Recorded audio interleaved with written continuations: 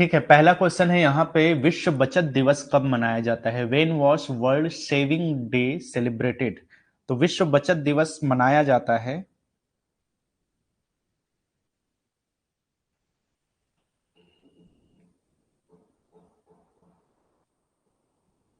एक सेकंड ना, ये ऑप्शन में है 30 अक्टूबर, इसको 31 कर लेना। बेसिकली 31 अक्टूबर को जो है विश्व बचत दिवस मनाया जाता है, वर्ल्ड सेविंग डे।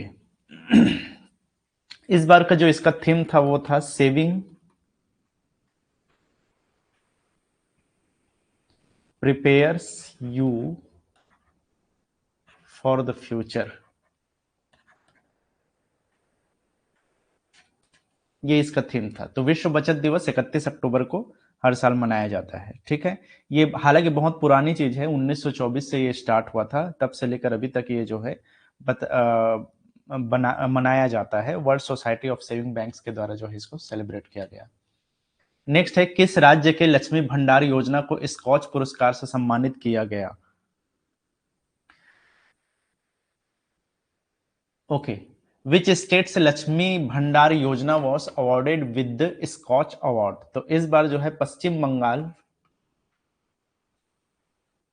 ठीक है, पश्चिम बंगाल राज्य की एक लक्ष्मी भंडार योजना है, एक स्कीम है लक्ष्मी भंडार योजना, जिसको महिला एवं बाल विकास श्रेणी में इसको प्रतिष्ठित जो स्कॉच अवार्ड होता है वो उससे सम्मानित किया गया है। ठीक है, बेसिकली लक्ष्मी भंडार जो योजना है इसमें जितने भी जनरल कैटेगरी की जो महिलाएं हैं उनको 500 रुपये दिया जाता है, और 500 रुपीज, और देन उसके बाद में SC ST के महिलाएं हैं उनको 1000 रुपया पर मंथ जो है इसमें दिया जाता है। ठीक है, इसी योजना को जो है स्कॉच अवार्ड से सम्मानित किया गया है, जो कि पश्चिम बंगाल की लक्ष्मी भंडार योजना है। भारत के स्टील मैन कौन थे? तो भारत के स्टील मैन जिनका हाल ही में निधन हुआ है, who was the steel man of India who passed away? Jamshed ji Irani. इनको जो है भारत के स्टील मैन ऑफ भारत के स्टील मैन कहा जाता था, या स्टील मैन ऑफ इंडिया कहा जाता था। इनका हाल ही में निधन हुआ है, अक्टूबर अभी 2022 में ही। तो जमशेद जी ईरानी याद रखना है, स्टील मैन ऑफ इंडिया। किस राज्य में स्टैच्यू ऑफ बिलीफ का उद्घाटन किया गया? तो उत्तर प्रदेश में जो है,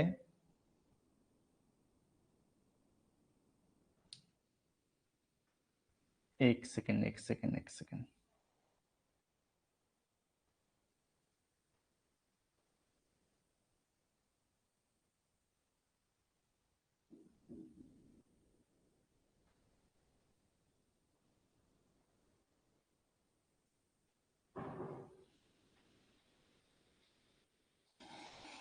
आयरन लेडी का जो खिताब है यार, वो इंदिरा गांधी जी को जो है ऑफिशियली कहीं पर नहीं, लेकिन बोल दिया जाता है उनके कामों को लेकर के आयरन लेडी ऑफ इंडिया कहा जाता है।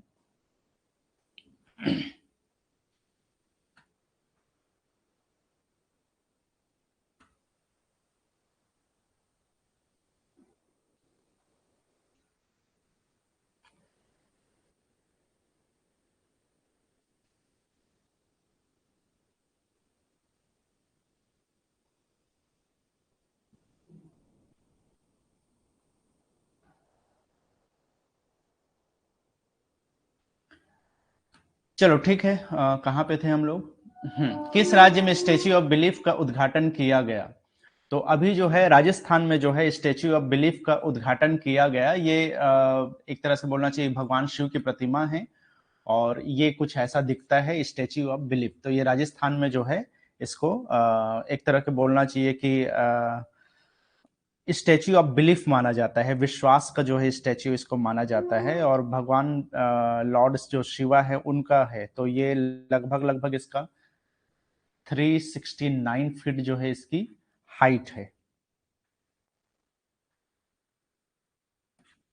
ठीक, तो ये अभी 29 अक्टूबर 2022 को जो है इनॉग्रेशन किया गया। तो ये कुछ ऐसा दिखता है।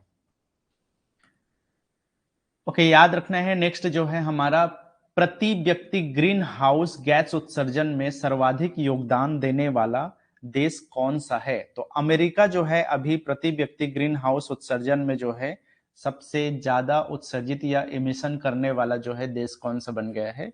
अमेरिका।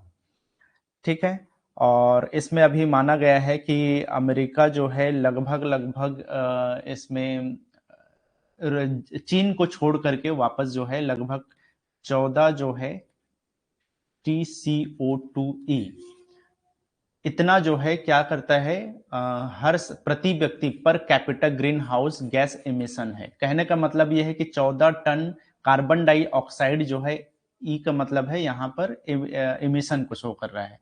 तो ये अमेरिका इस पे टॉप पे है। प्रति व्यक्ति ग्रीन हाउस गैस, जो कार्बन डाइऑक्साइड है ग्रीन हाउस गैस में सबसे ज्यादा जो है कौन कंट्रीब्यूट करता है?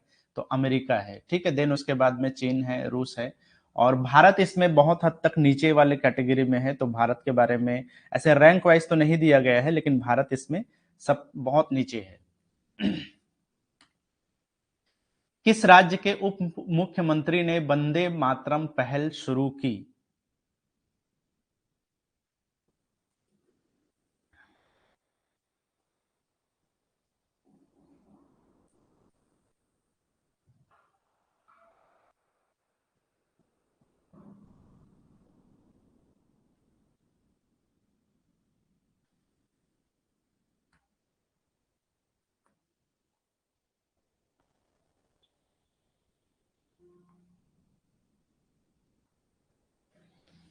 अच्छा, इसको 1 मिनट।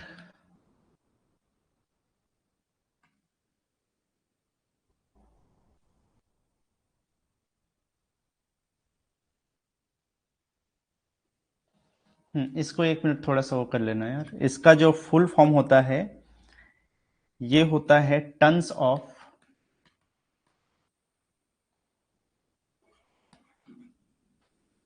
कार्बन डाइऑक्साइड इक्विवेलेंट होता है। इमिशन को नहीं, इक्विवेलेंट कहा जाता है इसको। ठीक है। और अगर हम भारत की बात, लगभग लगभग 2.4 TCO2e है। तो हो सकता है इंडिया का पूछ दे कि कितना है per capita green house gas emission. तो याद रखना है भारत का per capita green house gas emission है 2.4 TCO2e। ठीक है। इस कैटेगरी में अमेरिका फर्स्ट में है।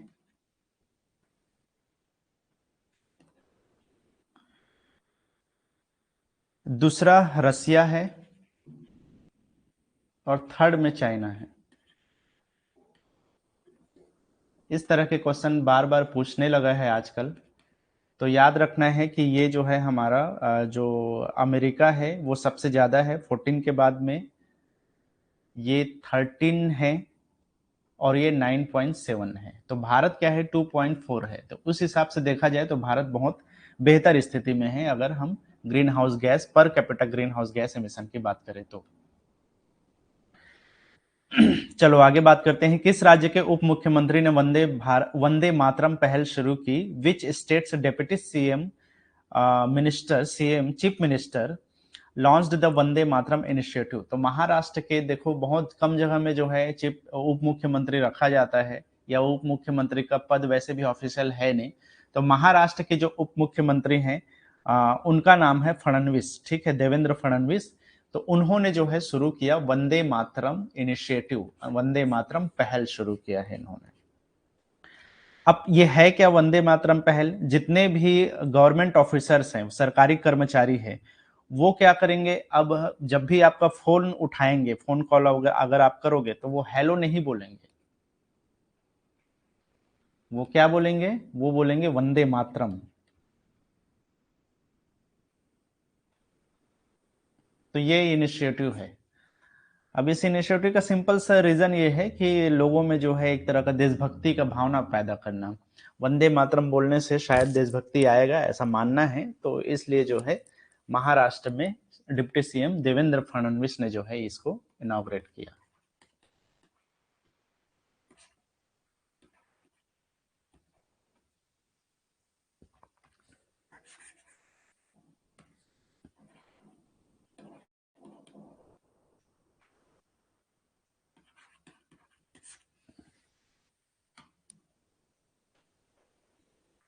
अंतरराष्ट्रीय अहिंसा दिवस कब मनाया गया?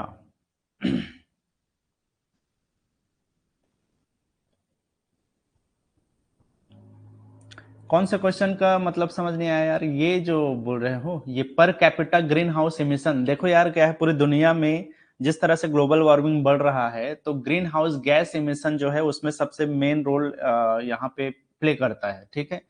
तो इंडिया के बारे में पूछ सकता है, इसलिए है, इसलिए इस क्वेश्चन को यहाँ पे रखा गया है। कहने का मतलब ये है कि इंडिया कितना पर कैपिटा, एक इंसान जो है अगर बोला जाए कि per capita green house gas, तो एक इंसान कितना जो है टन जो है कार्बन डाइऑक्साइड इमिट कर सकता है, कितना गैस जो है वो उत्सर्जित कर सकता है। तो 2.4 टन CO2 इक्विलेंट, ये इक्विलेंट में है, तो इतना जो है इंडिया का है पर कैपिटा के हिसाब से।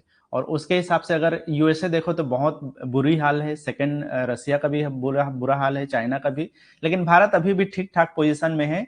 और जितना हो सकता है इसको कम करने के लिए ये यूनाइटेड नेशन ने, और जितने भी पेरिस जलवायु जो समझौता हुआ था उसके हिसाब से, जितना कम कार्बन डाइऑक्साइड की इमिशन होगा उतना ही ग्लोबल वार्मिंग को हम रोक सकते हैं। क्योंकि बहुत जल्द बोला जा रहा है कि पूरे दुनिया का जो टेम्परेचर इतना ज्यादा जो है इंक्रीज हो रहा है, तो उसमें कहीं ना कहीं ग्रीन हाउस गैस इमिशन का बहुत बड़ा रोल है। अगर वो कुछ बढ़ता जाएगा तो आगे चल के दिक्कत होगी। चलो नेक्स्ट क्वेश्चन में क्या था, अंतरराष्ट्रीय अहिंसा दिवस कब मनाया जाता है? When was the international day of non violence observed? तो हर साल जो है 2 अक्टूबर, जो कि गांधी जयंती होता है, उस दिन को जो है अंतरराष्ट्रीय अहिंसा दिवस या international day of non violence घोषित किया गया है और इसको मनाया जाता है। तो ये जो है यूनाइटेड नेशन के द्वारा जो है पहल किया गया है, यूनाइटेड नेशन के द्वारा जो है इसको माना गया है, और यूनाइटेड नेशन के द्वारा पूरे दुनिया में जो है एक तरह से बोलना चाहिए इसको सेलिब्रेट करने के लिए कहा गया है। तो इसका रीजन ये है कि महात्मा गांधी ने जिस तरह से नॉन वायलेंस को सपोर्ट किया और नॉन वायलेंस के थ्रू जो है पूरी दुनिया में एक तरह से पीस का जो है मैसेज दिया है, उसको एक तरह से बोलना चाहिए रिकॉग्नाइज करने के लिए यूनाइटेड नेशन ने 2 अक्टूबर को घोषित किया है international day of non violence. किस बैंक के द्वारा ग्राहकों के लिए व्हाट्सएप बैंकिंग सेवाएं लॉन्च की गई? तो पंजाब नेशनल बैंक ने जो है इस बार व्हाट्सएप बैंकिंग सर्विसेज जो है अपने कंज्यूमर के लिए, अपने कस्टमर्स के लिए जो है स्टार्ट किया है, ठीक है। अब इसमें कहने का मतलब यह है कि जो भी कस्टमर रहेगा वो व्हाट्सएप पर अपने जो भी उनका खाता है, सेविंग बैंक अकाउंट्स है या जो भी अकाउंट्स है, उसका जो बैलेंस है उसको, और पिछला जो भी ट्रांजैक्शन किया है उसको चेक कर सकता है कुल मिलाकर के, ठीक है। तो ये व्हाट्सएप के थ्रू इस तरह की सुविधाएं देने वाला ये बैंक बन गया है Punjab national bank. Which state government has made the registration of pet dogs mandatory in the state? किस राज्य सरकार ने राज्य में पालतू कुत्तों का पंजीकरण अनिवार्य कर दिया है? ठीक है, तो इसका आंसर है हरियाणा ने। हरियाणा ऐसा राज्य बन गया है जो भी जो है घर में पेट डॉग्स होंगे उनका रजिस्ट्रेशन कराना पड़ेगा, और ये कंपलसरी कर दिया गया है, मैंडेटरी कर दिया गया है, किसके द्वारा? हरियाणा स्टेट के द्वारा। नेक्स्ट क्वेश्चन है, India defeated Australia to win the Sultan Johor Cup 2022। Sultan of Johor Cup is associated with which sport? कल ही मैंने बताया था सुल्तान जौहर कप जो है भारत ने जीता, थर्ड टाइटल अपना जीता। तो बताओ किससे रिलेटेड है सुल्तान जौहर कप? कल ही हम लोग पढ़े थे इसको।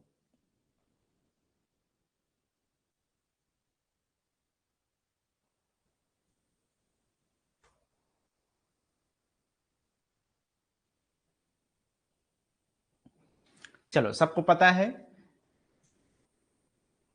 हॉकी से रिलेटेड एक कप है जो कि अंडर 21 जो है खेला जाता है, और इसको भारत ने जीता है ऑस्ट्रेलिया को हरा करके, थर्ड टाइटल है, ठीक है, भारत का ये थर्ड टाइटल है।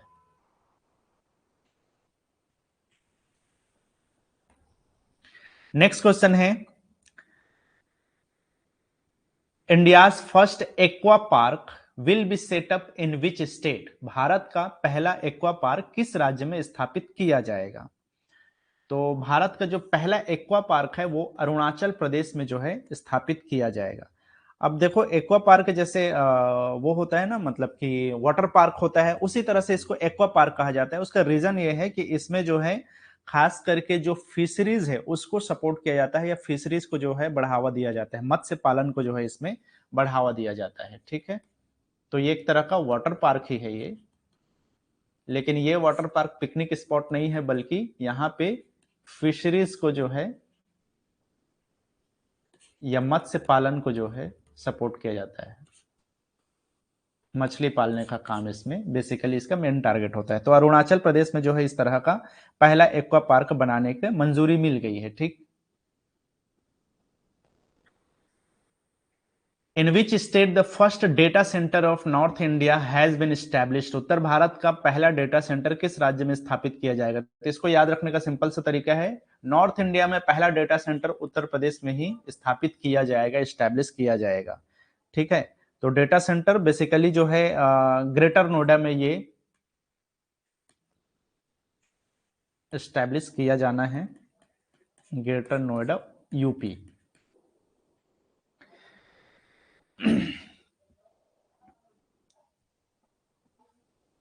ठीक है, अब इसमें कहने का मतलब यह है कि डेटा सेंटर्स के होने की वजह से जो है जितने भी कंपनीज हैं, जो एजुकेशनल इंस्टीट्यूशंस हैं या जो गवर्नमेंट एजेंसीज हैं, उनको आसानी से जो है डेटा उपलब्ध हो सकेगा।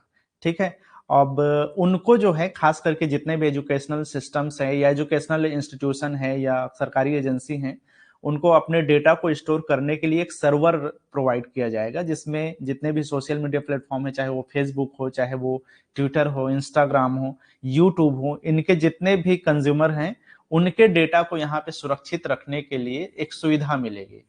अब इसको कई लोग जो है दो तरीका से देख रहे हैं। एक तो ये है कि डेटा को सिक्योर रखा जाएगा, दूसरा ये है कि इसका मिसयूज भी हो सकता है इन फ्यूचर। खैर वो बात की बात है, लेकिन आपको याद रखना है उत्तर भारत का, नॉर्थ इंडिया का पहला data centre greater Noida UP में जो है एस्टैब्लिश किया जाएगा। नेक्स्ट क्वेश्चन है यहां पर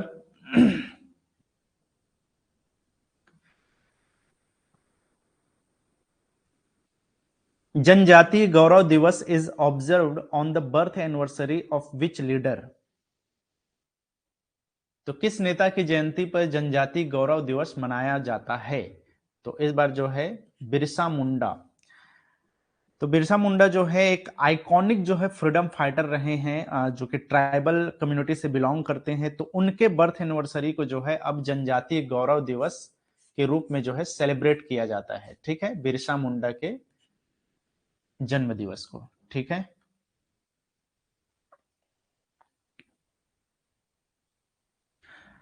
ओके, वर्ल्ड्स फर्स्ट वैदिक clock is being constructed in which city. विश्व की पहली वैदिक घड़ी का निर्माण किस शहर में किया जाएगा? तो याद रखना है उज्जैन, मध्य प्रदेश में आता है उज्जैन। यहां पर दुनिया का पहला वैदिक घड़ी जो है स्टैब्लिश किया जाएगा, कंस्ट्रक्ट किया जाएगा। और ये वैदिक घड़ी क्या है, इसका मेन जो एप्लीकेशन है वो है ये खास करके जो मून पोजिशन है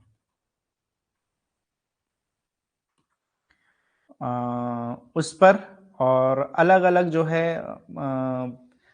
इस पे ध्यान में रखते हुए जो है ये कब फेस्टिवल होगा, किस फेस्टिवल को कब मनाया जाएगा, किसी चीज का बर्थ एनिवर्सरी कब होगा, ऐसे करके बहुत सारे चीजों को जो है इसमें ध्यान में रखा जाएगा और उसके हिसाब से जो है इसको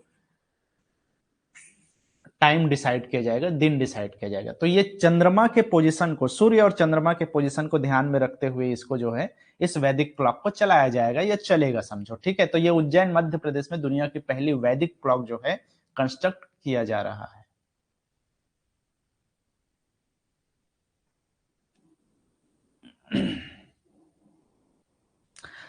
हाँ जय, वो बिरसा मुंडा झारखंड मतलब सेक्शन से आते हैं, झारखंड के क्षेत्र से आते हैं।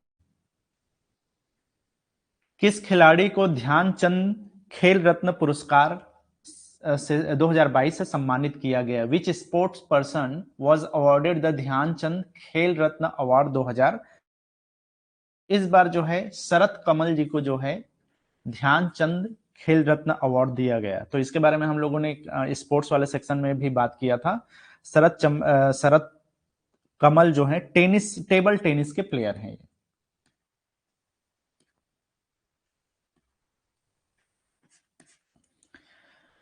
ठीक है, तो ध्यानचंद खेल रत्न अवार्ड जो है 2022 से जो है किसको मिला? शरत कमल को।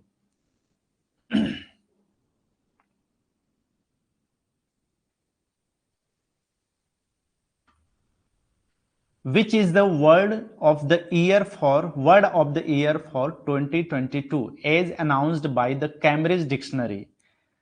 अब देखो इस क्वेश्चन में जो है हमारा इंडियन कुछ वो है नहीं, लेकिन कई बार आजकल डिक्शनरी वगैरह से एक दो क्वेश्चन आ जाता है, मतलब कि नए शब्दों से लेकर के, तो इसलिए थोड़ा सा देख लेना इसको, है ना। और कुछ खास है नहीं इस क्वेश्चन में। कैम्ब्रिज डिक्शनरी द्वारा घोषित 2022 के लिए किस वर्ष का किस शब्द का 2022 के लिए 2022 के लिए शब्द कौन सा है, हाँ, ऐसा लगता है।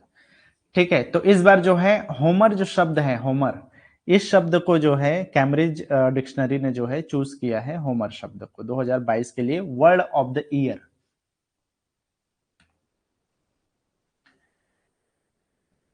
नेक्स्ट है, who is the author of book the paradise of food which was awarded the JCB prize for literature 2022।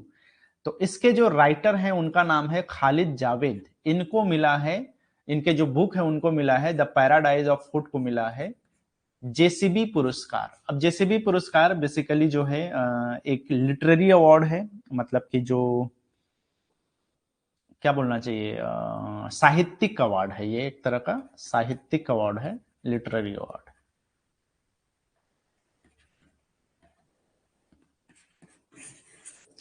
ये अवार्ड 2018 में शुरू हुआ और किसके द्वारा, आप लोग जानते हो क्या बोलते हैं उसको?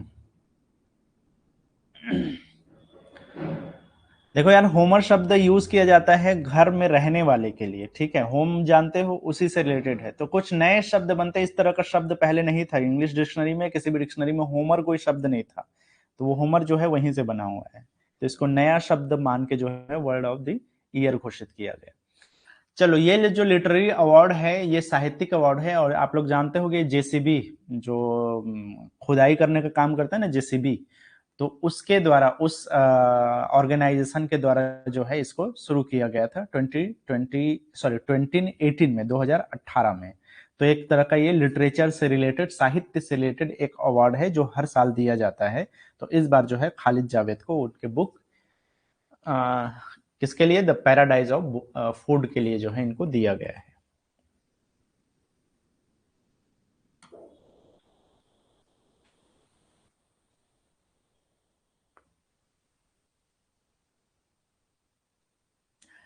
नेक्स्ट क्वेश्चन है, as per the draft prevention of cruelty to animals, एक अमेंडमेंट बिल है 2022 एनिमल सॉरी किसी भी पशुओं के प्रति जो क्रूरता की रोकथाम का एक संशोधन विधेयक 2022 के मसौदे के अनुसार किसी जानवर को मारने पर अधिकतम सजा क्या होगी। तो अगर आप किसी जानवर को मारते हो तो इसमें जो है 5 लाख रुपया का जो है आपको एक तरह का बोलना चाहिए पनिशमेंट के तौर पे जो है देना पड़ेगा, जुर्माना है वो 5 लाख रुपया देना पड़ेगा।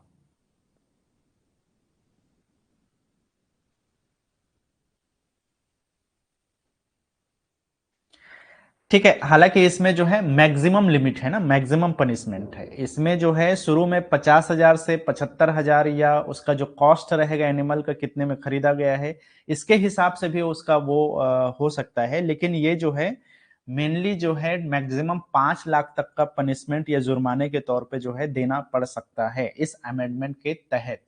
ठीक है, तो मैक्सिमम इसमें पनिशमेंट पूछ रहा है, क्या हो सकता है मैक्सिमम।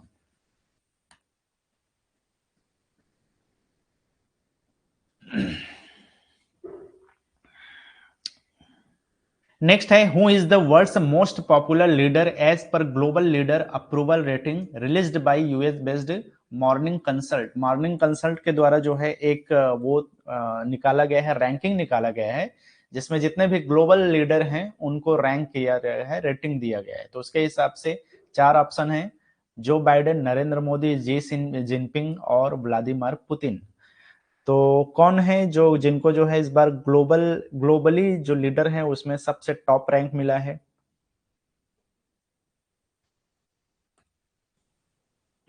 इसका आंसर है नरेंद्र मोदी। प्रधानमंत्री, Indian prime minister Narendra Modi को जो है इस बार पूरी दुनिया में लोकप्रिय नेता का एक तरह से रेटिंग के तौर पे जो है अमेरिका में जो मॉर्निंग कंसल्ट है इसके द्वारा जो निकाला गया है, रेटिंग के तहत जो है नरेंद्र मोदी को टॉप पे चूज किया गया है। ठीक है, इसमें बोला जाता है कि 77% जो है इनको वोटिंग मिला है नरेंद्र मोदी को।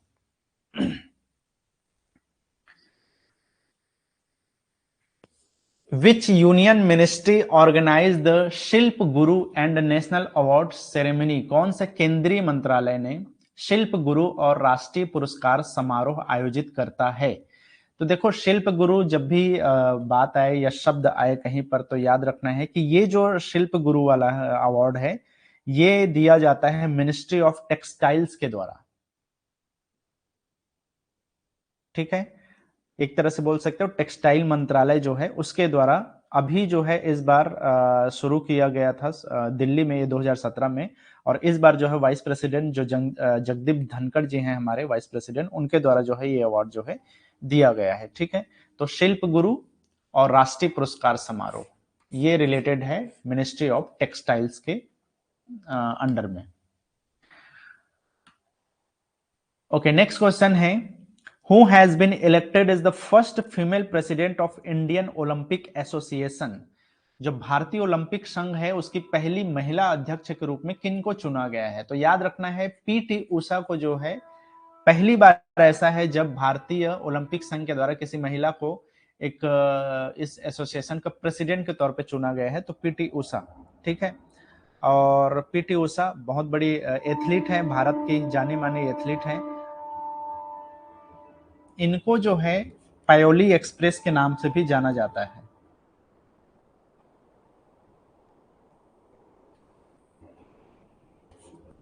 पायोली एक्सप्रेस। ठीक,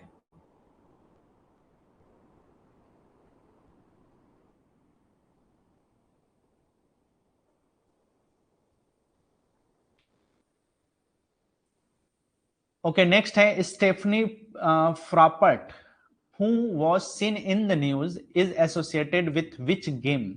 जो स्टेफनी है इनको जो है अभी न्यूज में बहुत इनका नाम था। रीजन ये था कि जब अभी फीफा का जो वर्ल्ड कप हुआ उसमें लगभग 36 महिलाओं को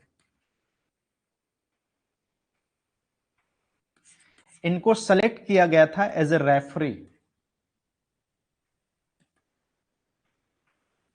इसमें से एक नाम है स्टेफनी फ्रॉपर्ट।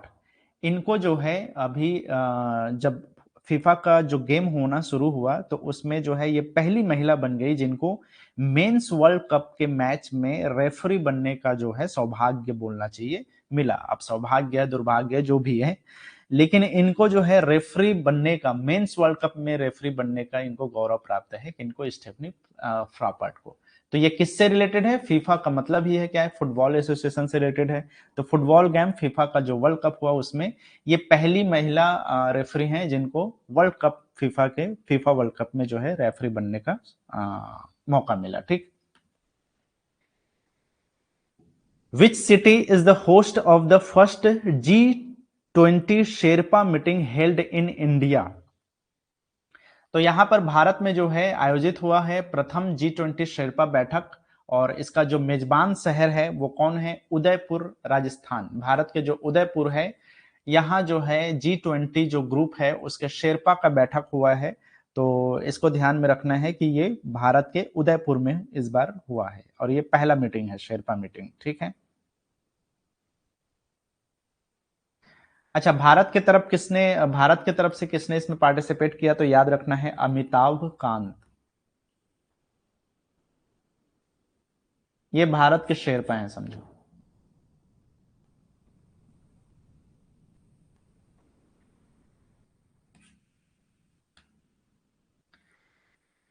ओके, नेक्स्ट है which Indian origin veteran has been appointed as the chief operating officer of Federal Reserve Bank of New York? किस भारतीय मूल के दिग्गज को न्यूयॉर्क के फेडरल रिजर्व बैंक के मुख्य परिचालन अधिकारी के रूप में नियुक्त किया गया? Chief operating officer. आंसर है सुष्मिता शुक्ला। इनको जो है जो अमेरिका का न्यूयॉर्क में जो है फेडरल रिजर्व बैंक, उसके जो है इनको चीफ ऑपरेटिंग ऑफिसर के तहत जो है तौर पे जो है इनको अपॉइंटेड किया गया है। तो ये पहली ऐसी भारतीय मूल की या इंडियन ओरिजिन ऐसी कोई पर्सन है जिनको जो है न्यूयॉर्क के फेडरल रिजर्व बैंक के मुख्य परिचालन अधिकारी या चीफ ऑपरेटिंग ऑफिसर इसके तौर पे जो है इनको वो किया गया है, अपॉइंटेड किया गया है। ठीक है,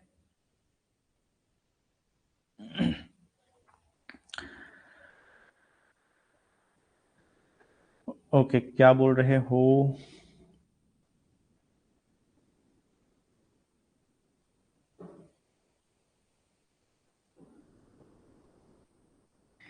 शेरपा क्या होता है?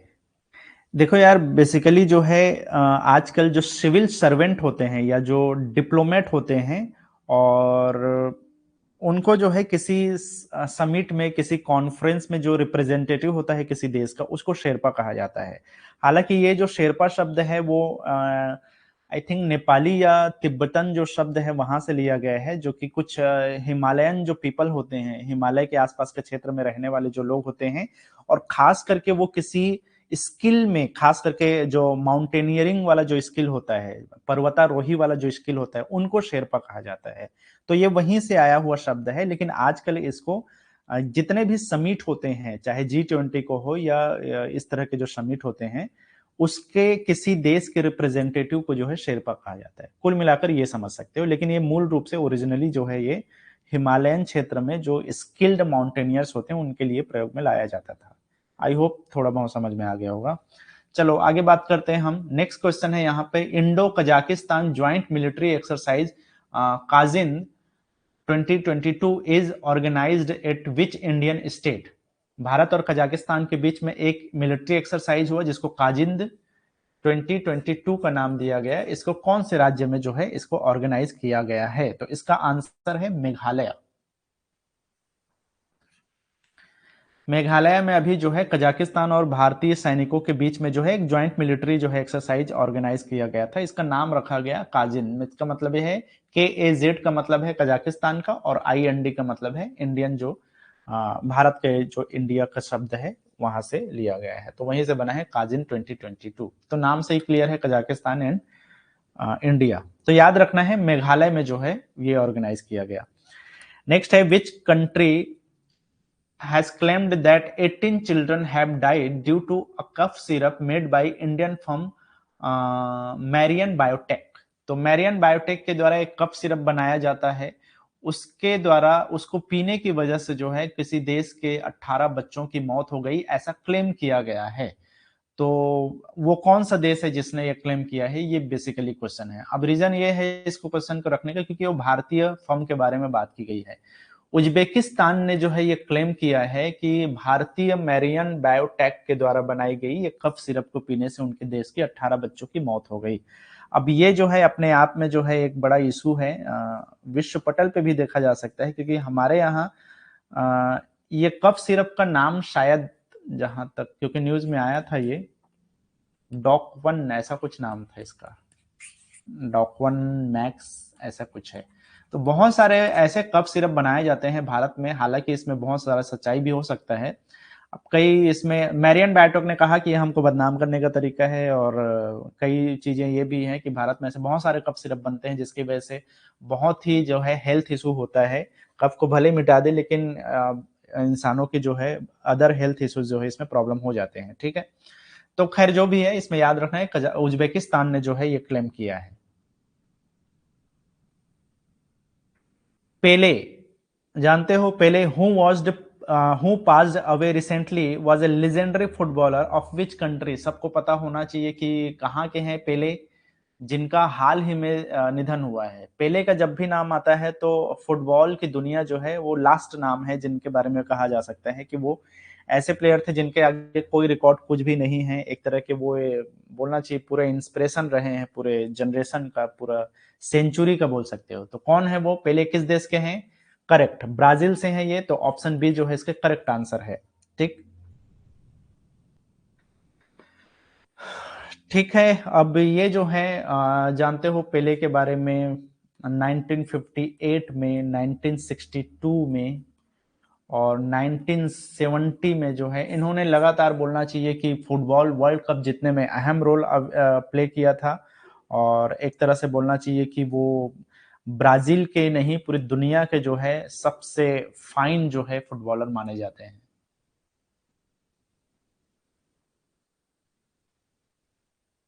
अच्छा, इनको एक निक नेम दिया गया है, ब्राजील के पेले को निक नेम भी दिया गया है। कौन सा निक नेम है, किसी को आइडिया है?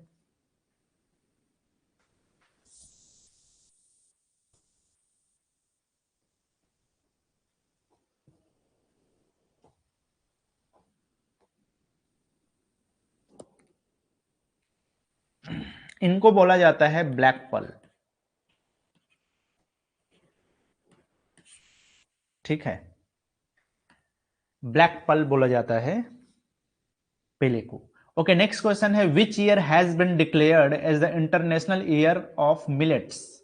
मतलब कि बाजरा का अंतरराष्ट्रीय वर्ष वर्ष कौन सा है मिलेट्स के लिए। ठीक है, तो मोटा अनाज होता है मिलेट, इसके लिए जो है अंतरराष्ट्रीय वर्ष जो है घोषित किया गया है इस साल को, मतलब कि 2023 को जो है इंटरनेशनल ईयर ऑफ मिलेट्स जो है घोषित किया गया है।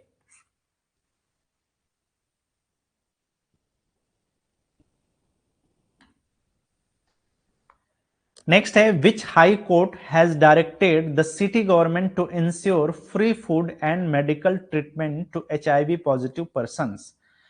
कौन से ऐसे हाई कोर्ट है जिसने ये डिक्लेयर किया गया है, या एक बोलना चाहिए कि जो HIV पॉजिटिव व्यक्ति हैं उनको मुफ्त भोजन और चिकित्सा उपचार के लिए सुनिश्चित करने का निर्देश दिया है। कौन सा हाई कोर्ट है? ये हाई कोर्ट है दिल्ली हाई कोर्ट। तो दिल्ली हाई कोर्ट ने जो है एक डायरेक्ट किया है, ये एक निर्देश दिया है जिसमें एक इंश्योर किया जाएगा कि उनको free food and medical treatment की सुविधा दी जाएगी किनको, जो भी HIV पॉजिटिव पर्सन होंगे उनको।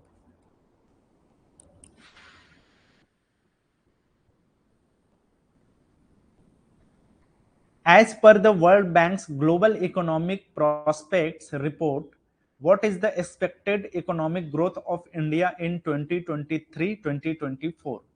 विश्व बैंक की वैश्विक आर्थिक संभावना रिपोर्ट के अनुसार, देखो याद रखना है किसके द्वारा ये रिपोर्ट तैयार किया गया है, वर्ल्ड बैंक के द्वारा जो है ये रिपोर्ट तैयार किया गया है। इस रिपोर्ट के अनुसार भारत के जो है आर्थिक वृद्धि या जो इकोनॉमिक ग्रोथ है वो कितना रहने का अनुमान लगाया गया है, ऐसा बोल सकते हैं। संभावना क्या है, अनुमान है ना ये। तो वर्ल्ड बैंक का जब भी इस तरह का एक रिपोर्ट निकलता है तो इसको सीरियसली लिया जाता है, क्योंकि विश्व बैंक जो है बहुत सारी चीजों का एनालिसिस करके ये रिपोर्ट देता है। तो इसमें 2023-24 के लिए भारत की जो आर्थिक वृद्धि है या इकोनॉमिक ग्रोथ है वो माना गया है 6.6%। ठीक है, किस फिस्कल ईयर के लिए है? 2023-2024 के लिए, आने वाले ईयर के लिए इतनी संभावना रखी गई। चलो, road transport and highways ministry observe road safety week in which month. जो सड़क परिवहन और राजमार्ग मंत्रालय है उसने किस महीने को सड़क सुरक्षा सप्ताह मानता है, किस महीने के? तो याद रखना है जनवरी महीने में हर साल जो है इसको सड़क सुरक्षा सप्ताह, रोड सेफ्टी वीक जो है इसको माना जाता है। तो ये है जनवरी महीना। और अगर याद रखना चाहो तो याद रख लेना 11 से लेकर के 17 जन तक जो है इसको माना जाता है, एक सप्ताह को रोड सेफ्टी वीक, 11 जनवरी से 17 जनवरी।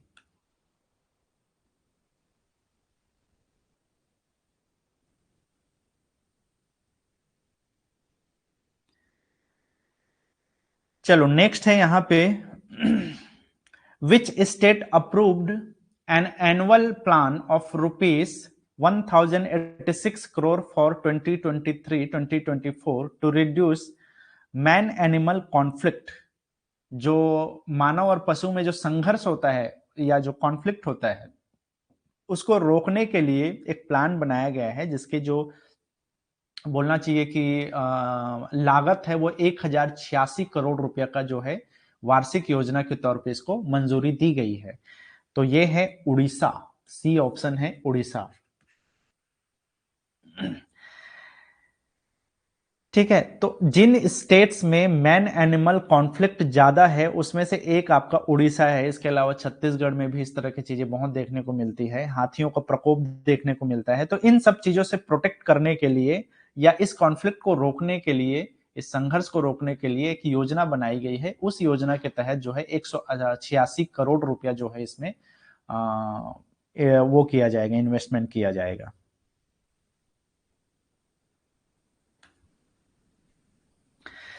अरे इतना बड़ा अमाउंट जो है 1,000 करोड़ से ऊपर का अमाउंट है, तो इसका मतलब ये नहीं है कि इसमें कुछ ऐसा चीज है जिसमें खर्च नहीं होगा। अब देखो, जिन एरिया में अगर मैन जो और एनिमल का कॉन्फ्लिक्ट बहुत ज्यादा है, उसका रीजन क्या है? या तो आप उस एरिया को जंगल में शामिल कर लोगे, या फिर उन लोगों को आप दूसरे जगह जो है बसाओगे। अब ये इतना आसान काम होता नहीं कि एक पूरे एरिया को आप एक जगह से दूसरे जगह जो है बसाना शुरू करते हो, तो इसमें खर्चा तो होगा ना, इसीलिए 1,000 करोड़ है। चलो, pineapple express phenomena which was seen in the news is related to which field. समाचारों में अभी देखा गया है पाइनएप्पल एक्सप्रेस। तो ये जो पाइन एप्पल एक्सप्रेस है, वो घटना किस क्षेत्र से, किस फील्ड से रिलेटेड है? तो ये है मेटेरियोलॉजी। ठीक है, मेटेरियोलॉजी। तो इसको जो है बोलना चाहिए कि मेटेरियोलॉजी से रिलेटेड है पाइनएप्पल एक्सप्रेस।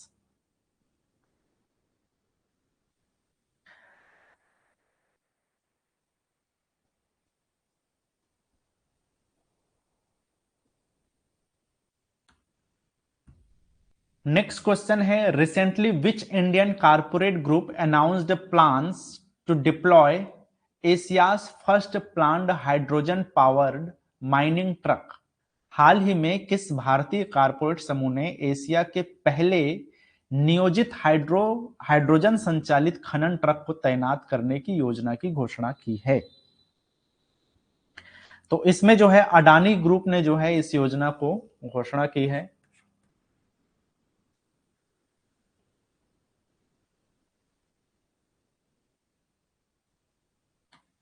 तो ये फर्स्ट एशिया है, फर्स्ट एशियन कंपनी है ना, बोलना चाहिए कि भारतीय कारपोरेट समूह है जिसने पूरे एशिया में पहला जो ऐसा जो बोलना चाहिए कारपोरेट ग्रुप है जिसने ये प्लान किया है कि हाइड्रोजन पावर्ड माइनिंग ट्रक को लॉन्च किया जाए।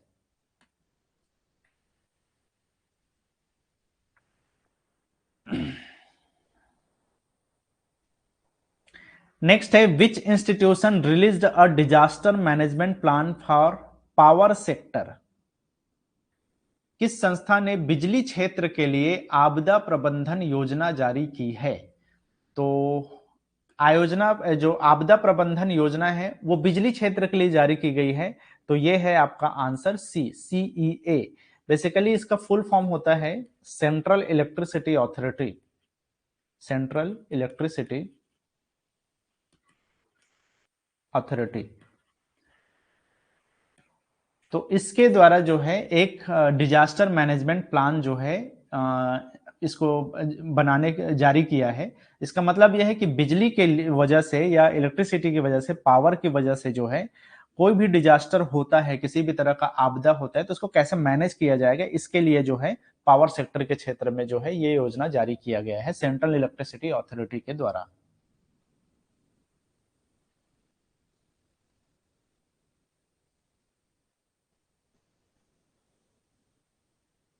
चलो नेक्स्ट है, which delivery company has launched ambulance service for delivery partners and its dependents. किसी डिलीवरी कंपनी ने डिलीवरी पार्टनर्स और उसके आश्रितों के लिए एम्बुलेंस सेवा शुरू की है? तो आप लोगों ने स्विगी का नाम जरूर सुना होगा। ठीक है, तो एक डिलीवरी कंपनी है स्विगी। तो स्विगी का काम है चीजों को डिलीवर करना, और खास करके जो है फूड इंडस्ट्री में जो है स्विगी को जाना जाता है, उसके लिए जाना जाता है स्विगी को। तो इस डिलीवरी कंपनी ने जो डिलीवरी पार्टनर्स हैं और जो उनके आश्रित हैं उनके लिए एम्बुलेंस शुरू की है। जो भी मतलब स्विगी के साथ जुड़े हुए हैं डिलीवरी उसमें पार्टनरशिप में, उनके जो डिपेंडेंट्स हैं या उनके पारिवारिक लोग हैं, उनके लिए एम्बुलेंस सेवा शुरू की है स्विगी ने। Which Indian child actor won the International Press Academy IPA award? किस भारतीय बाल कलाकार ने अंतरराष्ट्रीय प्रेस अकादमी, जिसको हम आईपीए के नाम से जानते हैं, इस पुरस्कार को जीता है? तो इसका आंसर है option number A, Bhavin Rabari. ठीक है, इनको एक चाइल्ड एक्टर हैं जिनको आप लोगों को मैंने जब वो बता रहा था ऑस्कर अवार्ड्स के बारे में बता रहा था, तो एक गुजराती मूवी के बारे में बोला था, छेलो शो। ठीक है, जिसको इंग्लिश में द लास्ट शो कहा गया है। इसके जो एक्टर है भाविन राबरी, इनको जो है ये अवार्ड मिला है अंतरराष्ट्रीय प्रेस एकेडमी का आईपीए अवार्ड। ठीक, हालांकि अभी जो है छेलो शो जो है अपने दौर से बाहर हो गया है। मैं इसके बारे में आज की इस क्लास में जो नेक्स्ट क्लास होगा अभी उसमें मैं बात करूंगा। कुछ अपडेट्स आप लोग को देना है, चाहे वो पद्मा अवार्ड्स हो, चाहे वो ऑस्कर अवार्ड से रिलेटेड हो। अभी FIH का जो इंडियन सॉरी जो वर्ल्ड हॉकी वो हुआ है, वर्ल्ड कप हुआ है हॉकी का, उसके बारे में कुछ कुछ चीजें हैं जो अपडेट हो चुका है, तो जिस उसको जो है अपडेट कर देना है आप लोग को, जो जनवरी मंथ में कुछ चीजें इंपॉर्टेंट हुआ है उसको। चलो सेकंड लास्ट क्वेश्चन है आज के लिए, विच institution manage the national pension system in India? कौन सा ऐसा इंस्टीट्यूशन है जो भारत में जो नेशनल पेंशन सिस्टम है, राष्ट्रीय पेंशन प्रणाली है, इसका प्रबंधन देखती है, इसका मैनेजमेंट को देखती है?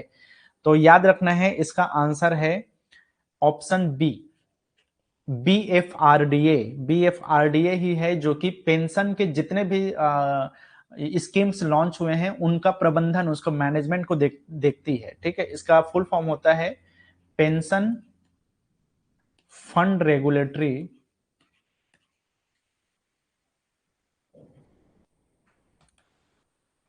And development authority.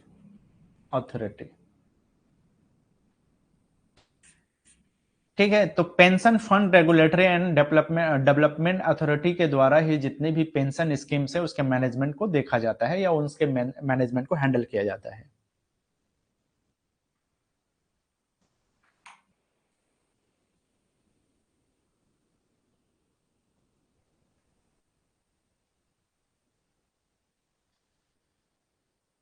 Which city is host of the T20 Working Group on Environment and Climate Sustainability Meeting?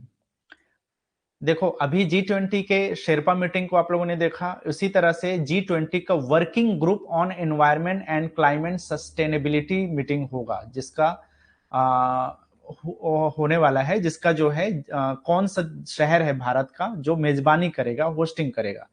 तो बेंगलुरु को ये होस्टिंग दिया गया है। बेंगलुरु जो है इस जो मीटिंग है, बैठक है, उसका मेजबान होगा, उसका होस्ट होगा। ठीक है, तो इसमें बेसिकली एनवायरनमेंट और क्लाइमेट से रिलेटेड क्या सस्टेनेबिलिटी हो सकता है, क्या सस्टेन कैसे कर सकते हैं उसको, उसके हिसाब से जो है इस मीटिंग को रखा गया है, जो कि अभी बेंगलुरु में फरवरी में होने वाला है। ठीक है,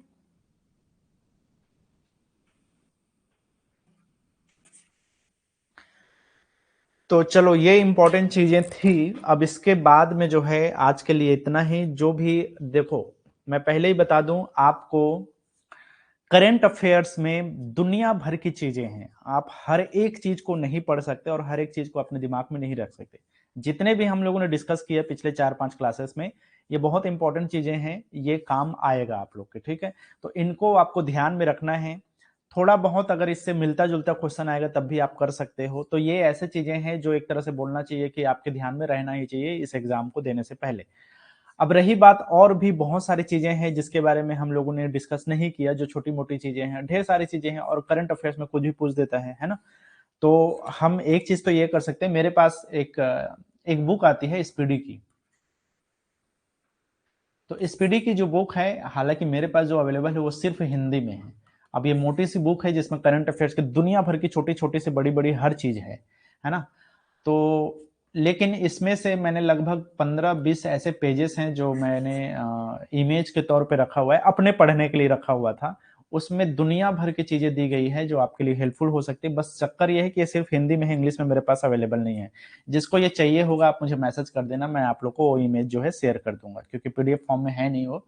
और ये हर किसी को पढ़ने की जरूरत नहीं है, क्योंकि ये बहुत डीप में दिया हुआ है। उतना आपके पास टाइम है या नहीं है मुझे नहीं पता, लेकिन अगर आपके पास इतना टाइम होगा कि बचा के थोड़ा बहुत पढ़ सको तो वो पेज मेरे से ले लेना। 15-20 पेज है, ज्यादा कुछ नहीं है, तो वो मैं जो है आपको दे दूंगा। और अगर वो बुक आपके पास है, स्पीडी का करंट अफेयर्स अभी 2023 वाला है, तो वो आपके लिए हेल्पफुल हो सकता है। लेकिन जैसा कि मैंने कहा कि उसको पूरे बुक को पढ़ने का कोई मतलब बनता नहीं है, आपके पास कहाँ तक जो है पढ़ोगे आप, उसमें ढेर सारी चीजें हैं, और उतना आप दिमाग में रखोगे तो 20 क्वेश्चन के चक्कर में आप जो है उधर इधर उधर हो जाओगे। तो कहने का मतलब यह है कि उसमें से, इस बुक से सिर्फ 15 से 20 ही पेज ऐसे हैं जो आपके काम का हो सकता है। तो मैं आप लोग को जिसको चाहिए होगा वो शेयर कर मतलब शेयर कर दूंगा उसके साथ। लेकिन याद रखना जो हिंदी में कंफर्टेबल होगा उसी को ये काम आएगा, क्योंकि इसको पूरा ट्रांसलेट करना भी पॉसिबल नहीं है। ठीक है, तो एक चीज ये हो गया। दूसरा, मैं अभी जो है अभी 15-20 मिनट के बाद में एक क्लास लेने वाला हूं जिसमें मैं अपडेट्स देने वाला हूं कि क्या चीजें हैं जो हमारे पुराने वीडियो से अपडेट हुआ है। जैसे कि मैंने स्पोर्ट्स के बारे में आप लोग को पढ़ाया है, अवार्ड्स के बारे में पढ़ाया है, वो सारे वीडियोस आप लोग को देखना है। और दूसरी बात ये बता दूं कि मैं जिस वीडियोस के बारे में पहले लेक्चर में बात किया था, वो सब आप देख नहीं रहे हो तो आप गलती कर रहे हो। वो सारे वीडियोस आपको देखना है। सब अगर आप लोगों ने देख रहे हो तब तो ठीक है, डेली आपको वीडियोस देखना है और जितना जल्दी हो सके उनको कंप्लीट करना है। एग्जाम कभी भी हो सकता है ना, तो वो सारे वीडियोस देखते जाना है लगातार। और जो पीडीएफ मैंने जो दिया था वो पीडीएफ भी मैं आप लोग को जो है प्रोवाइड कर दूंगा, मतलब सारे पीडीएफ तो उसमें अवेलेबल है। एक मेरे पास बचा हुआ था, हैंडबुक था, लेकिन ये हैंडबुक 2018 का है शायद, तो उसमें कुछ चीजें पुरानी हैं। हालांकि जो चीजें पुरानी है वो वैसे भी काम के है नहीं, लेकिन इसमें बहुत सारी चीजें हैं जो आपके काम का है। तो ये हिंदी और इंग्लिश दोनों में अवेलेबल है। ठीक है, तो इसको मैंने पुराने जो एनसीएल वाले स्टूडेंट्स थे उनके साथ शेयर किया हुआ था। जो नए होंगे वो मेरे को मैसेज कर देना, तो मैं जो है आपको, जिसके पास मेरा नंबर नहीं है वो नंबर ये रख लो, 7 देना, तो मैं आपको ये हैंडबुक भी शेयर कर दूं। जिनके पास नहीं होगा उनकी बात कर रहा हूँ। इसके अलावा जितने भी इंपॉर्टेंट वो है आपके पीडीएफ है, वो सब मैं ग्रुप उसमें ऐप में जो है शेयर कर चुका हूँ। तो वो सारे पीडीएफ आपको देखना है। जितने वीडियोस के बारे में मैंने बात की, चाहे वो रीजनिंग हो, मैथ्स हो या जीके हो, वो सारे वीडियोस आपको देखने हैं, वो जरूरी है आपके लिए। और ये स्पीडी का बुक आपके पास है तो बेस्ट है हिंदी वालों के लिए। इसके अलावा मैंने आप लोग को बोला था कि महेश कुमार बणमाल का जो बुक होता है वन लाइनर, इंग्लिश हिंदी दोनों में आता है, वो बुक ले लेना। इन फ्यूचर आपके काम आने वाला है। अभी का नहीं बोल रहा हूँ क्योंकि वो बहुत मोटी सी बुक है, उसको पूरा पढ़ भी नहीं सकते आप। तो जितना भी मैं बता रहा हूँ उतना ही पढ़ लो, लेकिन अगर टाइम मिले तो महेश कुमार बणमाल की एक बुक ले लेना। वो आपके इन फ्यूचर काम आएगा। ठीक है, तो हो गया। और कोई डाउट है किसी को? तो आज की क्लास लास्ट है हमारा, जो जीके वाला है ये लास्ट क्लास है। इसके बाद में और क्लास नहीं होगी। एक क्लास अभी 15-20 मिनट के बाद में लेने वाला हूँ, वो अपडेट क्लास होने वाली है। ठीक है, वो आधे घंटा 15-45 मिनट की क्लास होने वाली, वो आप लोग के लिए अपडेट होगा। ठीक है, तो और कोई डाउट नहीं है? हाँ, जो जिसको भी चाहिए वो मुझे बस मैसेज कर देना, मैं आप लोग को प्रोवाइड कर दूंगा। जिसको भी हैंड बुक चाहिए वो हैंड बुक लिख के मुझे मैसेज कर देना। जिसको ये स्पीडी का पेज चाहिए वो स्पीडी लिख के मैसेज कर देना, मैं समझ जाऊंगा तो मैं आपको शेयर कर दूंगा। ठीक है, बिल्कुल ओल्ड कंटेंट में जाकर के आपको देखना है। सारे जितने भी मैंने वीडियोस रिकमेंड किए हैं, जितने आपको मैंने पीडीएफ उसमें दिया हुआ है, वो सारा चीज आपको पढ़ना ही पढ़ना है। बहुत इंपॉर्टेंट पीडीएफ है वन लाइनर का जो मैंने वहां शेयर किया है, तो वो सब चीजें आपको वहां से पढ़ना है।